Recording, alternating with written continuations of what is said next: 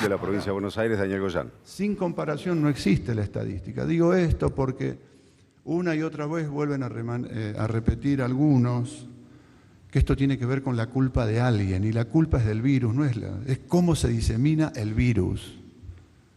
Por favor, hagamos un esfuerzo, porque no es tan difícil, les aclaro, el que lo quiere entender, lo entiende. Digamos, hagamos un esfuerzo por entender esto, porque es científico, no es culpa de un gobierno, no es culpa de uno o de otro, de la General Paz, es cómo se comporta el virus. Y entonces vemos cómo esas columnas que marcan la cantidad cada 100.000 habitantes tienden a ir subiendo en el sentido de donde más hay, porque el virus no va a ir hacia donde menos hay, se equipara hacia donde hay más casos. Y entonces esa es la tendencia. Y nosotros tenemos que mirar el proceso en su conjunto por ese motivo. Y vemos cómo se van corriendo en el primer cordón, segundo cordón. En el primer cordón casi 1.400 casos cada 100.000 habitantes, en el segundo cordón 1.100, en el tercero 729, y en la ciudad autónoma 2.458. Y todos tenderemos hacia ahí. También en algún momento, y así se comporta en la enfermedad, va a empezar a declinar primero la cantidad de casos, como probablemente se observe en algún momento. Algunos dicen que ya está pasando, ojalá. A declinar la velocidad de crecimiento de casos, empezará a pasar donde más hubo al principio, y luego le seguirá el primer cordón, y luego el segundo cordón, y luego el tercer cordón. Y tendremos que seguir cuidando a los que han tenido pocos casos en otras ciudades, porque si no, si liberamos todo muy rápidamente, esas ciudades también se van a ver afectadas. Vuelvo a decir, es como se comporta la enfermedad. Así está la situación epidemiológica creciendo en ese sentido, y claramente se ve esto que está en un mapa fijo, pero si uno lo puede ver en una animación, es exactamente lo que está ocurriendo en la zona AMBA.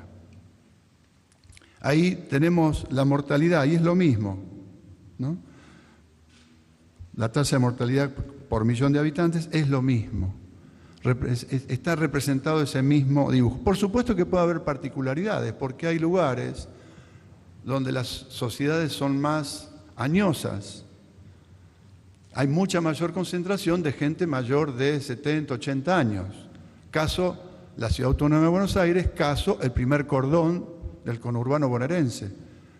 Cuando nos corremos al segundo cordón, el conjunto de la población ya no llega a edades tan avanzadas, y así sucesivamente. Entonces, lo que va ocurriendo es que el impacto en la mortalidad puede tener esa variable como importante, pero no es que sea por culpa de uno o culpa de otro, es que en un lugar vive mucha más población de aquella que es mucho más afectada en forma grave por el virus. Ante todo esto, obviamente seguimos con los tres ejes de trabajo: minimizar la cantidad de contagios, menguar la cantidad de contagios, menguar la velocidad con que se producen los contagios, mitigar para que la enfermedad no avance libremente, sin ninguna barrera. Es lo que se hizo desde el primer día, fue la cuarentena. Fue la cuarentena lo que logró evitar que esta enfermedad avanzara a la velocidad del virus sin ninguna barrera, sin interponerle ninguna barrera. Y ahí vimos las imágenes en otros países de lo que pasó cuando sucedió eso. Se atoró, se colapsó el sistema de salud. Yo quiero decirles que una cosa es tener el sistema de salud en tensión, otra cosa es tener las camas de terapia intensiva a punto de saturarse, y otra cosa es el colapso del sistema, que es lo que viene después, cuando ya no entra nadie, no a las camas de terapia intensiva, ya no entra ni en los pasillos, y ya no te van a buscar a tu casa. Ya no te van a buscar a tu casa, porque el sistema colapsó, ya no te pueden ni siquiera ir a buscar una ambulancia a tu casa. Entonces falleces en tu casa, porque no entraste ya, no en el hospital, no entraste directamente al sistema. Nadie te pudo atender. Eso es lo que hemos evitado por la cuarentena.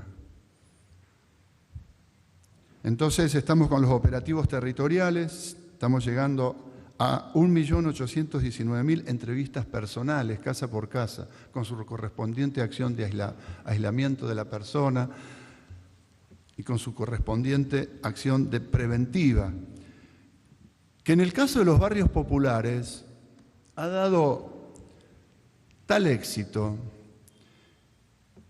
que solamente el 14% de los contagiados pertenecen a los barrios populares.